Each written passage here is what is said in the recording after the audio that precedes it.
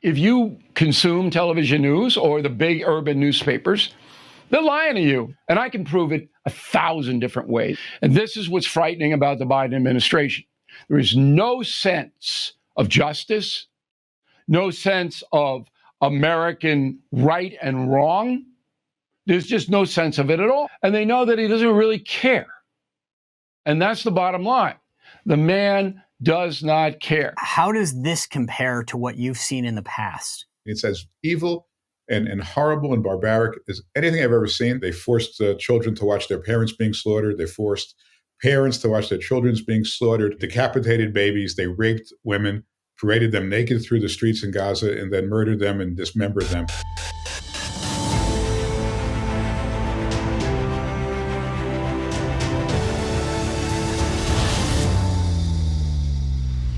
Hey guys, are you tired of wasting your money on testosterone booster products that don't work? I don't blame you. That's why our sponsor, Nugenix Total T, lets you try it before you buy it. That's right. You get a complimentary sample when you text 231-231 and enter the keyword Spicer. Now, you know, as men, we lose testosterone as we age, the man hormone, the source of our fire. But Nugenix Total T boosts free and total testosterone levels to help you feel better at work, in the gym, and even in the bedroom.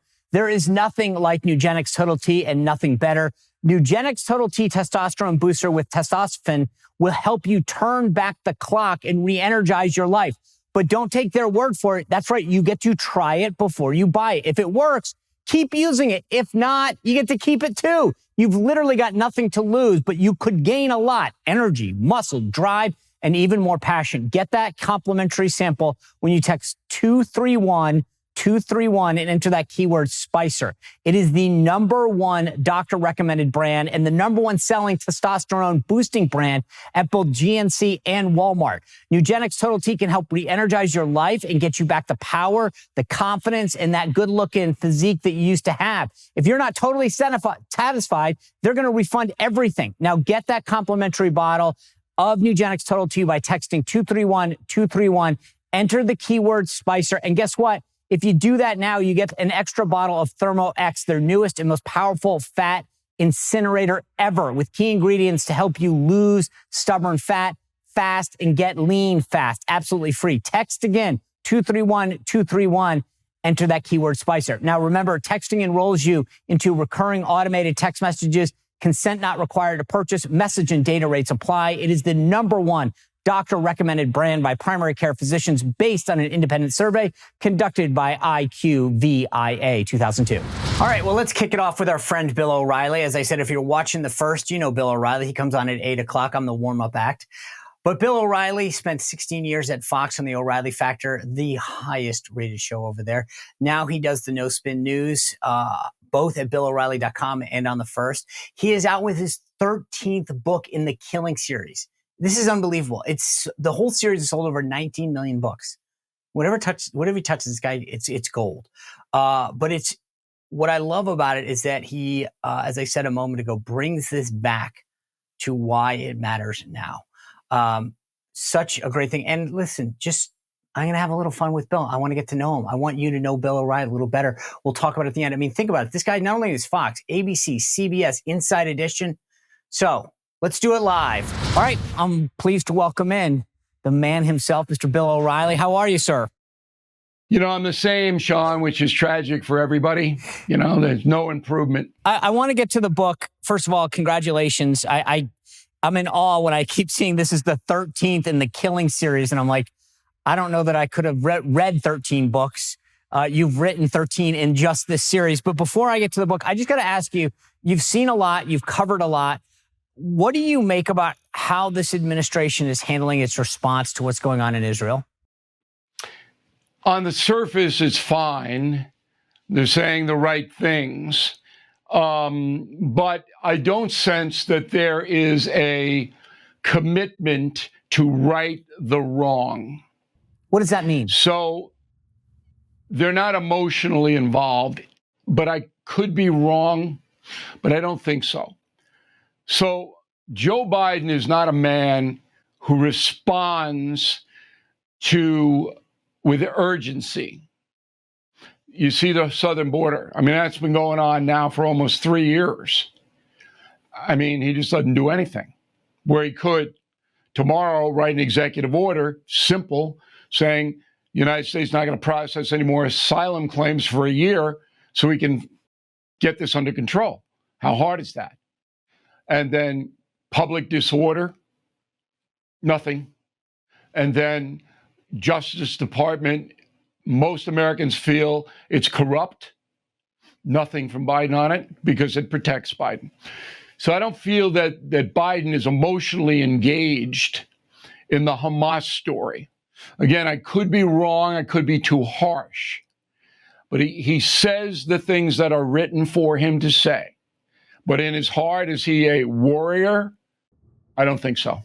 It's interesting. Why do you think, you mentioned the southern border, why doesn't, I have my theory. I believe that this is all about future Democratic voters.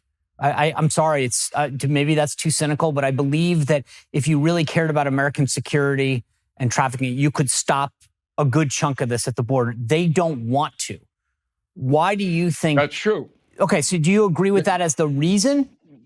Yes. The progressive left wants to have a country that is not dominated by white men. So they see the United States as a corrupt nation, a patriarchy, a racist country. I just got back from England. I was over there visiting my son who's studying at Oxford. 40% of the London population is foreign born. When I was studying there 50 years ago at the University of London, it was an English town, a British town. No longer. The whole culture has changed in Great Britain. That's what the Brexit thing was all about. In the United States, that's what the progressive left wants. Flood the zone with foreign nationals, and then power will shift to a more inclusive society, which means people of color running the show. That's really what this is all about. Now, Biden is the most progressive president in the history of this country by far, okay? He makes Barack Obama look like Barry Goldwater. He does 100% what the progressives want. Now, the unintended consequences of allowing 8 million people into the United States unattended is you have an unbelievable drug problem. Not to say that the migrants are the source of that, but it's much, much easier to smuggle heroin and fentanyl, methamphetamine, cocaine into the country when your border patrol is under siege every single day. Yep. I mean, a 5-year-old would know that. So you get this massive narcotics problem that's causing social disorder in the major cities. Does Biden care about that? Not at all. So if you got a president who's disengaged from the horrors that we are seeing on this planet. I think it was amazing to hear you say that. Because I've made the case for a while. Joe Biden said when he was running for president, I want to be the most progressive president ever. And you just, said exactly that, which is he gets it. To him, he will never be able to say, I'm the guy that had what would normally have been an accomplishment. I lowered the deficit. I created more jobs. I kept America safe. He came into office saying, I will be the North Star of progressives forever because I appointed the first Black woman of color as vice president, the first guy to run a department that was LGBTQIAC3PO, whatever it is today. I have the first 4-star leading a department that is transgender. To him, the marker of success wasn't what we normally would use as the benchmark of success. It's now I want to appoint people and do things, allow more migrants into the country illegally to do things that the progressive left will look at me. It's not the Great New Deal anymore. This is about for future generations. Look to Joe Biden as the guy that was the most progressive. That's true. And you add in climate change and a massive spending. Forgot about on that. Okay. Then you have a guy who's just basically running the country on an ideological basis. Forget about problem solving. He's not interested in that. And that's why you don't hear the Biden administration say, this Iran, they're behind this stuff. Yeah. Don't hear it, okay? Because they don't want to solve that problem. Let Netanyahu take care of that. We don't want to do that. So, look, if Americans don't get it by now, and I think they do, Sean, I mean, Biden's job performance is in the 30s now, and it's getting lower every single week. People know he's incompetent. People know that he's not looking out for the folks, that he's an ideological prisoner to the Progressive Party, and they know that he doesn't really care. And that's the bottom line. The man does not care. Can I make a historical reference? Do we have time for that? Absolutely. Okay. So, you know I'm a historian. Yes. And the Killing series has sold more nonfiction books than any other history series in the world. 19 million, if I'm correct. Yeah, we have 19 million in print. And Killing the Witches will debut number 2 beyond a hate Trump book, unfortunately, on Sunday on the New York Times list. So the worst president in American history was James Buchanan, the guy before Abraham Lincoln, who for 4 years sat on his butt and watched the South terrorize Union and Northern interests like post offices, like depots. They broke in and stole weapons. They beat up Union people who were working, federal workers. Buchanan did jack, nothing, okay? Because he didn't care. He didn't care to keep the Union together. He got out of there. Lincoln came in, and bang, you got the Civil War. You can drop that on Buchanan. He'll always be the worst president of all time. Biden is second because he shares that apathy with Buchanan. So I'm sorry, we went down a rabbit hole. I got to ask you another historical question because you've been at all of these networks and you have a perspective that very few have. It was amazing to me post-Ukraine, the invasion of Russia into Ukraine. Everyone on the left posted a Ukraine flag in their Instagram and their social media feeds. When Black Lives Matter happened, they all had a black square to join this movement. When this terrorist attack occurred on Israel and innocent women and children were taken hostage, killed, and beheaded, the left, students at Harvard, members of Congress, sided with a terrorist organization that our own government, that the Biden administration has codified and said that this is a terrorist organization. And there's no outrage. There's no concern. Those same folks in the media who talked about whataboutism, both sideism, have been silent calling out the left. President Biden, when he addressed the country, didn't talk about Iran, didn't call out his own party, and yet he was hailed as the strongest advocate of Israel ever. Why is the media so silent on this? Not in a way that they weren't with. Well, number one, I disagree with you a little bit. Okay. It's the far left, not the left. You can be a liberal person, and I know a lot of them, and be appalled at Hamas and support Israel. But the far left, the progressive movement, has always demonized Israel as a fascist state that persecutes Palestinians in an apartheid way. Always. It's in the playbook, and they're not going to get out of the playbook. And these idiots at Harvard and other universities, Columbia, Georgetown, whatever it may be, they buy into the progressive playbook. They're not going to get out of it. So they're going to blame Israel for everything. Now, Biden isn't that bad, but he's not going to go up against the George Soroses of the world who fund his machine. So he'll stay back and not issue condemnations against Black Lives Matter, which had a horrendous depiction of a hang-gliding terrorist who killed hundreds of innocent concert goers. All right? Black Lives Matter out of Chicago put out this rendition and said, right on, this is good, we're with them. Oh, justifying murder. You'll never hear Biden criticize that. Ever in a million years will he do that. And this is what's frightening about the Biden administration. There is no sense of justice, no sense of American right and wrong, there's just no sense of it at all. No. And Americans got to throw these people out in November 24. Yeah, I agree. All right, guys, I have a confession. I was scared of the dark for a long time. And can you imagine if you don't have power for several hours or days or months? Can you imagine that, how much you'd be in the dark, especially in the winter when it gets darker earlier? That's why you need your own solar power source.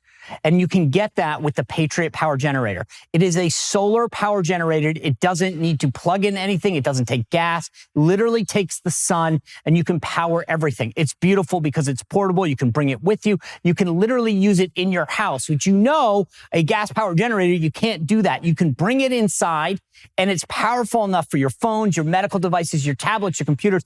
But here's the kicker, even for your refrigerator, which will be critical after a couple days, you want to be the person that everyone counts on. So go to 4patriots.com, use code SPICER, get 10% off your first purchase, including the Patriot Power Generator. You'll get their famous guarantee for an entire year, plus free shipping on orders over $97. And a portion of every sale is generated and donated to charities that support veterans and their families. So go to 4patriots.com, use code SPICER, get 10% off. I want to get to the book here, Killing the Witches. I got to ask two questions right off the bat. Number one, how do you decide who's next in the series? And then why did you choose to go here? Because in a lot of cases, the Killing series has focused on a person, Kennedy, Jesus. This was a movement, if you will, I guess, the Salem era, and you go through history. Why did you choose this? I chose it because the witch hunt is back in America. So I can write about whatever I want to write about, all right?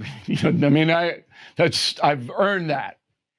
But the Salem witch hunt and the trials led to the deaths of 20 innocent human beings, 1692. And it was just a few years after the Mayflower came over. That's where we begin. Put the reader on the Mayflower. And believe me, Sean, you and I did not want to be on that boat. No.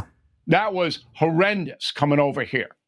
So they get here, and it's all theocracy. Crazy ministers telling everybody they're going to hell. The devil's whipping around. You do anything, you're in Iraq, you're getting beaten. And then it just goes out of control in Salem, and they start to hang innocent people because little girls, 9, 10, 11, and 12, are pointing to adults going, she's a witch. She did this. She did that. No due process. No chance to say, well, I didn't do it. I'm not a witch. Okay? And we have it back. And you know what the witch hunt is called today, Sean? Cancel culture. I'm glad that's what I was going to say. This sounds vaguely familiar. And so there he is. But do you make that connection in the book, or is it? Oh, yeah. So it's saying, hey, this historical movement, and here are the examples of what happened today? Oh, yeah. At the back end of the book, the back third of Killing the Witches is today. And we give you case histories of regular folks, have their lives destroyed by unfounded accusations.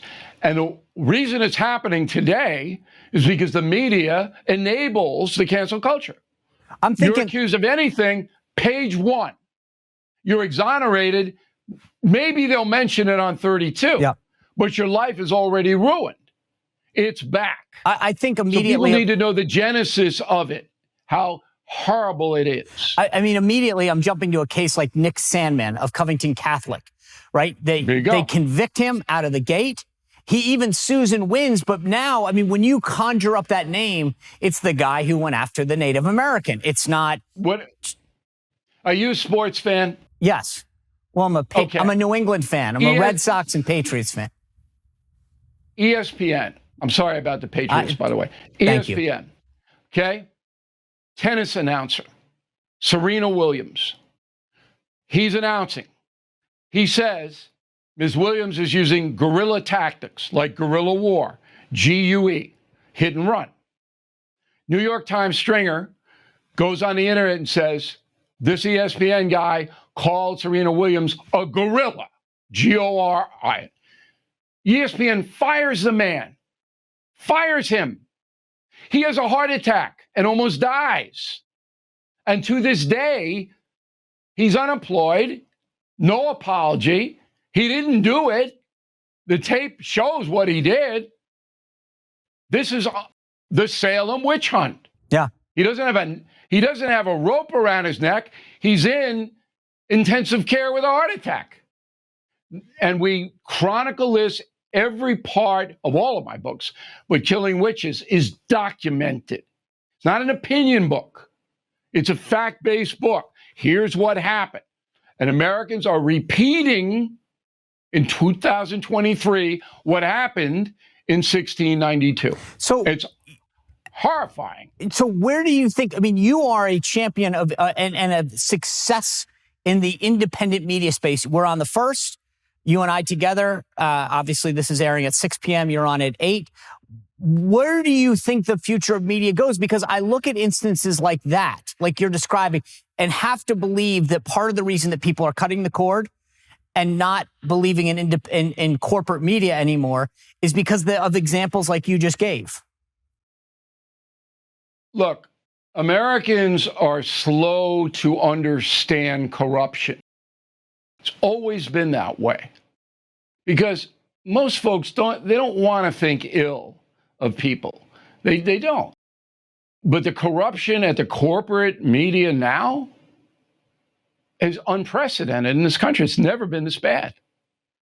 So if you consume television news or the big urban newspapers, they're lying to you.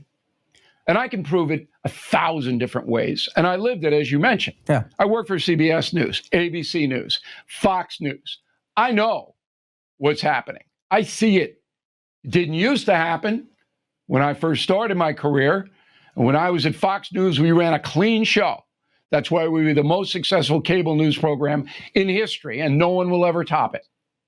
But now, totally different. So what's the future?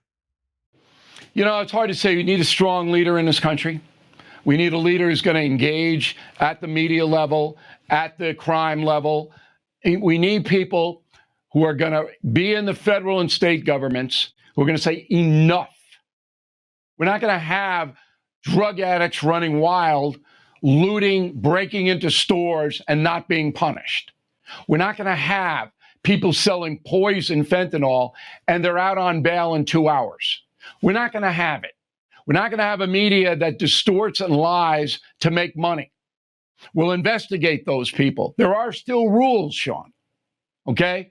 But until we get that person or people, that trend is going to get worse. So what about cable news specifically? As I mentioned, we got 32% of America that has cut the cord. I mean, is left. That's it. Everyone else has cut the cord. Is there a future in cable media? They'll always be there. But there's no young people watching anymore. Right. Below the age of 50, forget it. Young people don't watch. Are you happy? You've had tremendous success in this field. I mean, you have built a great show. And you're not tethered by corporate. Are you happier that you have found this pasture? Oh, yeah. I mean, look, I don't have the power that I had when I was doing The Factor, but it's close.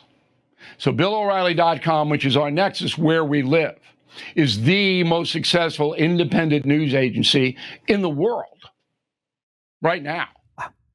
And the revenue that we generate is staggering. I know.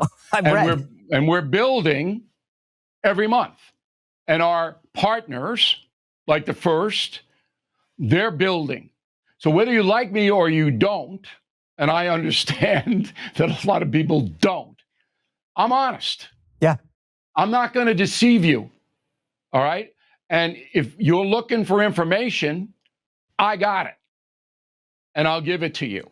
Like I said, the others, boy, oh boy, I'll tell you what, awful. Well, you've been a trailblazer.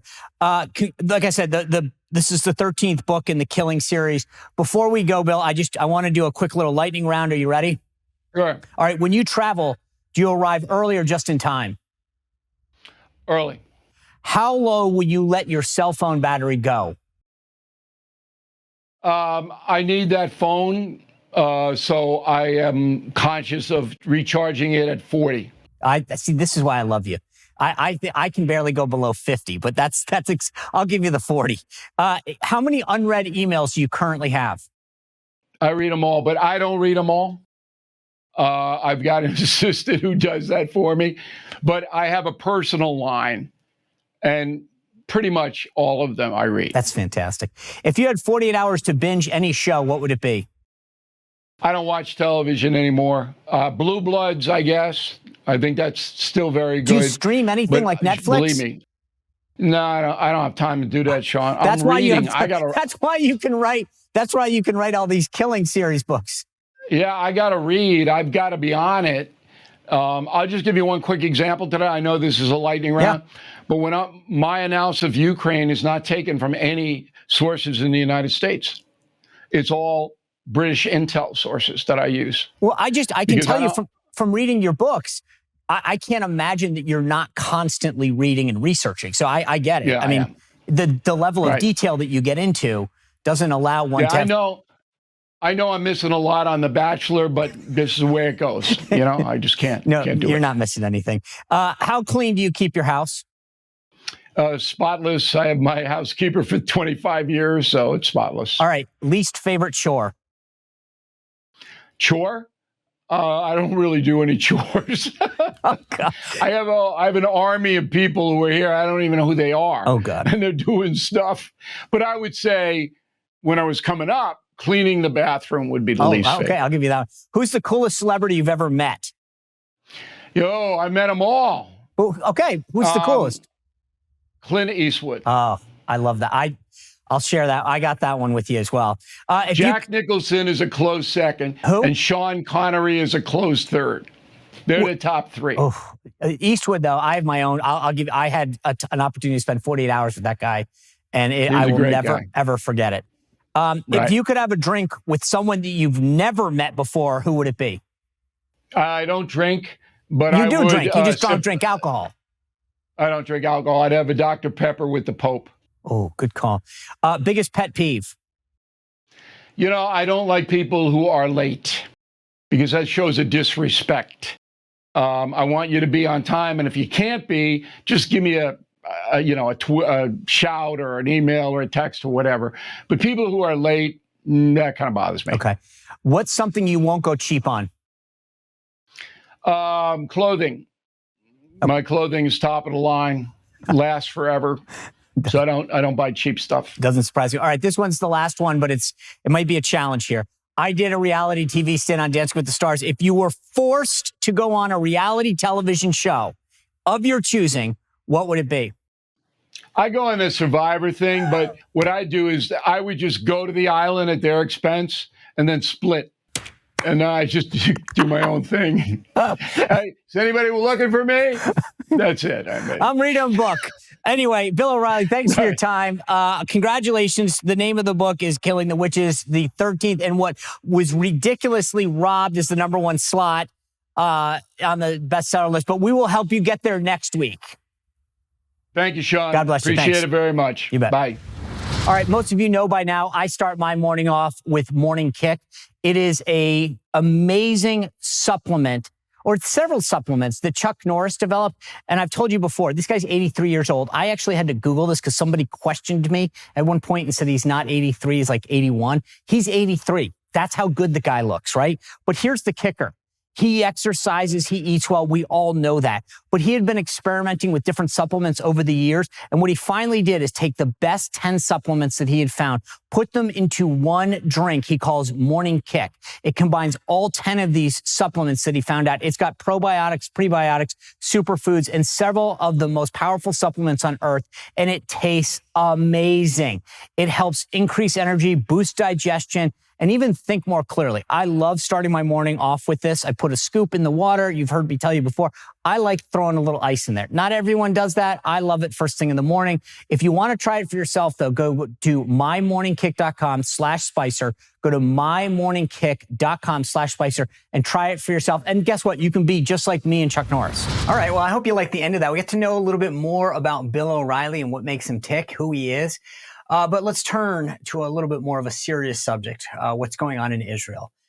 Uh, I want to introduce you, if you don't know already, to the ambassador to Israel under the Trump administration, David Friedman.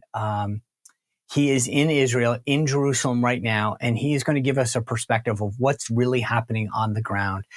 And more importantly, what's being done to solve this conflict and whether or not the Biden administration is doing its job. So I'm pleased to welcome in Ambassador David Friedman. Ambassador Friedman, thanks for joining us. First of all, tell me about the situation. You're in Jerusalem. Are you okay? Is your family okay? Are your friends and neighbors okay? I think we're okay physically. We've had, we were in and out of shelters for a few days from air raid sirens. My grandchildren were visiting with my kids, and so I've done this many times before. But the idea of bringing in a 12-year-old girl to a shelter with sirens and trying to explain to them that there are still people in the world that want to randomly kill Jewish people that they don't know, have never met, is a hard message to tell a young impressionable kid. My daughter, who used to go to school here, she had some friends missing. Unfortunately, they just found the body of one of her 21-year-old friends. So, we're fine. Physically, we're not fine. We're not fine emotionally. I'm sorry to hear that. I mean, give us some perspective. As you said, you've heard these sirens before. You've been in shelters.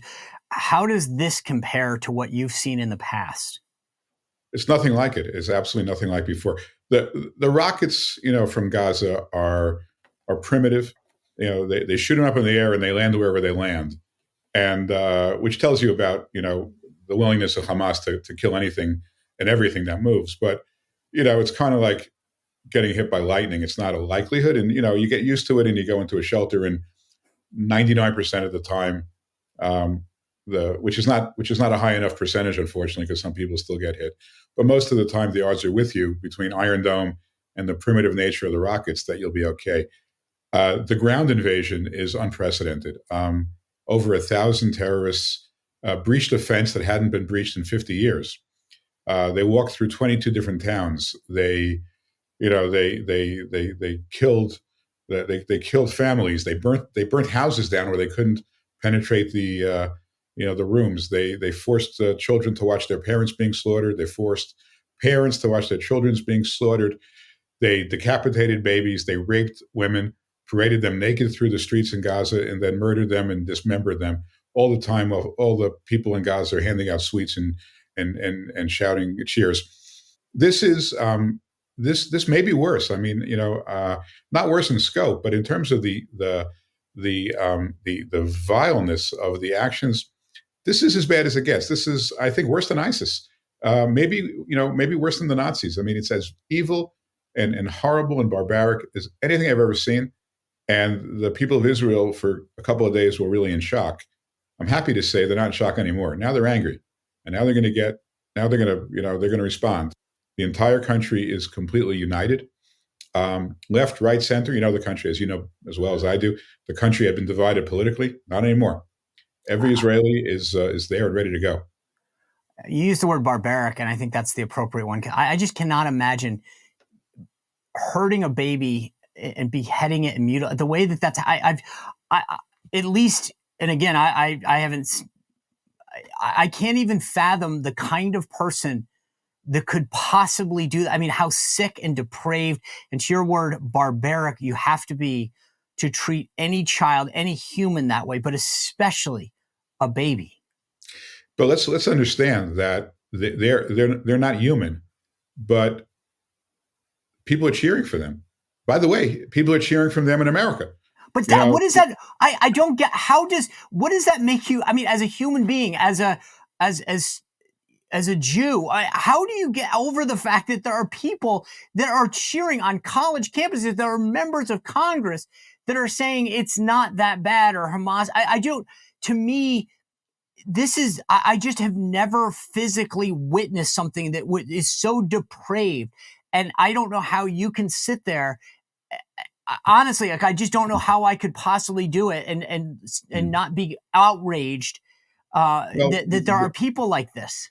We are in our country, in the United States, that are saying that this isn't that bad. Sean, when a woman is raped, when she's paraded naked through the streets, murdered, and then dismembered, There's only one reaction. There's only one reaction: utter and complete condemnation. No, no, no. By the way, no. On the other side, no. On the other hand, no. I mean, not. And I, one of the things that I've been saying to people is, these people are going to be in the job market very soon. These people from Harvard and NYU and Columbia and all across these elite schools across the country, they're going to be in the job market. And all of us who, I used to be in that world, I'm not anymore. If you're in a law firm, if you're in an accounting firm, an investment bank, make sure you don't hire these people. Find out what their reaction was to October 7th, 2023. And if it's the kind of reaction that we're talking about, keep them out of the job market. These people can't pivot because they're going to. They're going to get out of school and then they're going to want to make a living and they're going to apply to consulting firms and accounting firms and law firms. They have to pay for it. They have to be made to pay for this extraordinary contribution and complicity in this extraordinarily barbaric behavior. Yeah, I'm glad to see at least a few of the law firms publicly have withdrawn their offers. You see some folks driving around Harvard naming names, and these folks are now, I didn't know my name was part of this, and this group said that. I mean, I want to call attention to a tweet that you put out, and you said, while I have been and remain deeply critical of the Biden administration, the moral, tactical, diplomatic, and military support that has provided Israel over the last few days has been exceptional. As one living in Jerusalem with children who are all Israeli citizens, I am deeply grateful. I pray that American support continues in these difficult days. So what have you thought of the Biden administration's response, not just in words? Because I think there's a lot of people who are saying the president struck the right tone. And I get that.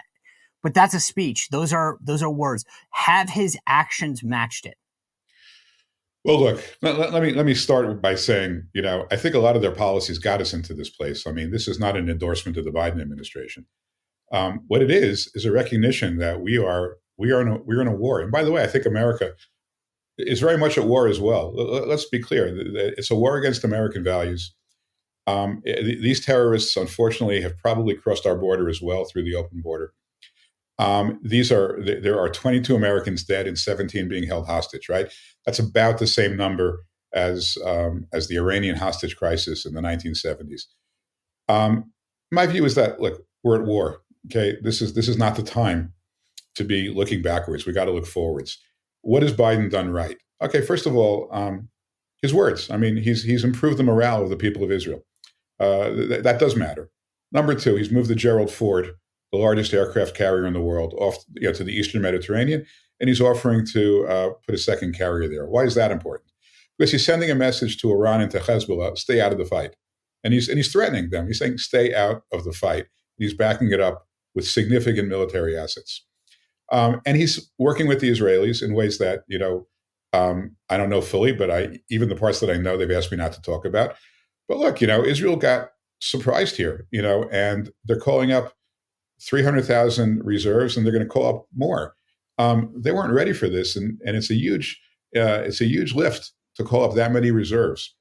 They need a lot of stuff. They need ammo. They need more. They need to replenish Iron Dome. They need other assets. They need help with their missile defense should Hezbollah open up a front. Right now, Israel and America are joined in this battle. Now, look, a week from now, 2 weeks from now, Israel needs to be unhandcuffed to finish this war. If the Biden administration tries to impose handcuffs on Israel, my view is going to change. But I do want to give credit where credit is due, because I can tell you the Israelis deeply appreciate the help right now. And they need it. So look, we're in war. I got to put politics aside when we're. I get war. it. No, I get it. I listen. When you're in a crisis, sometimes it's like when we were dealing with the initial stages of COVID. There were Democrats that praised President Trump. This is not a time. So I get it. I think people are hearing in the United States that a lot of great words are being said, but do the actions match it? And I think you being on the ground there and with your background and experience is important to understand. But you did touch on this fact. How did this get missed? Look, there's no time right now to do the commission of inquiry that will undoubtedly take place. It's colossal. It's a colossal miss on the intel.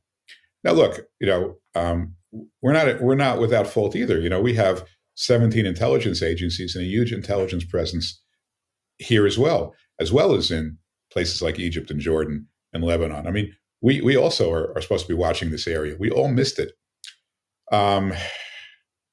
It's inexcusable. I don't know. I'm sure there'll be an explanation for it, but I don't think there's any explanation that will satisfy the Israeli people. But again, to their credit, the people of Israel are looking forward, not backward, and they want to win this war. So the Biden administration at least is back channeling that this $6 billion that they were unlocking, that they've communicated to Qatar, who was sort of the interlocutor, is going to be frozen. I assume that explain why that's important is probably the only way I can put that. Look, to be clear, with or without the $6 billion, under the last 3 years, under the Biden administration, Iran became a much wealthier country. In 2022, they sold about 8 times the amount of oil as they sold in 2020, all under the Biden administration lifting sanctions. So whether the $6 billion, people are debating whether or not that money was used or not used or earmarked or whatever for this. Doesn't matter. We helped Iran get a lot richer. And but the $6 billion is just a massive insult to the United States, because the United States unfroze that $6 billion, if you can believe this, as a token of its good faith to Iran. Why the United States needs to show its good faith to Iran, I have no idea. But in any event, this was why they did it. And it turns out we've been duped, because at the same time that the United States is negotiating this prisoner swap with the $6 billion, Iran is negotiating with Hamas to effectuate the largest slaughter of the Jewish people since the Holocaust. So, just to preserve whatever dignity America has left as a country, right? It's good to say, give us this money back. You cheated us, and I hope that the Qataris hold it, and hope that Iran never gets their hands on it. But that's not going to make a difference in this battle or this war or in the power of the Iranian Islamic regime, because they've already accumulated quite a lot of money and quite a lot of weaponry. So this may sound like a silly question, but when you're fighting a force like Hamas that's rather amorphous in the sense that it's not a country, you have to be a little bit more, and this is what I think Secretary of State Blinken was talking about in his comments at Israel yesterday, where he said that he wants Israel to be a little bit more, I forgot the exact words that he used, but he wants them to be a little bit more surgical with their strikes so that we're not killing civilians. How difficult is that going to be? And how does this resolve itself when you're not necessarily fighting like the Palestinians, you're fighting Hamas?